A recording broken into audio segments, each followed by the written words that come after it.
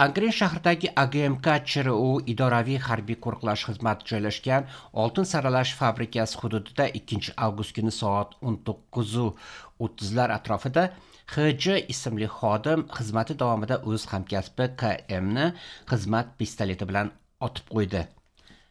Ta'kidlanishicha, HJ o'z kasbining fidoyisi bo'lgan.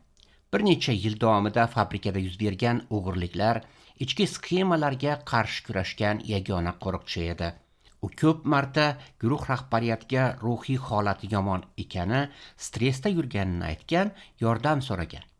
Ammo guruh boshlig'i Hojiboyev Sobit unga nafaqat quloq solmagan, balki HJni xatarli postlarga jo'natib, undan qutulishga harakat qilgan.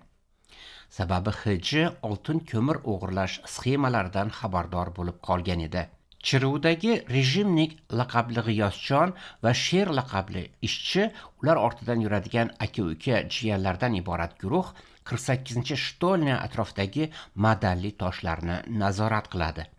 Ular tayyor oltin mahsulotini fabrikadan chiqarish, kameralarni o'chirish, reja bajarilmadi deb yolg'on hisobotlar tayyorlashga mas'ul bo'lgani aytilmoqda. 20-iyul kuni Guzaksoy shaxtasida ro'y bergan tog' qulashi natijasida bir ishchi halok bo'ldi, yana biri og'ir ahvolda. Bu voqeadan so'ng ChRU direktori Mirahmedov shaxta rahbarlarini almashtirib, o'zini oqlagan ko'rinib ta'tilga ketdi. Bu uning ChRUni tashlab ARU direktorligiga intilayotgani haqidagi mish-mishlarni yanada kuchaytirdi, deydi xodimlar.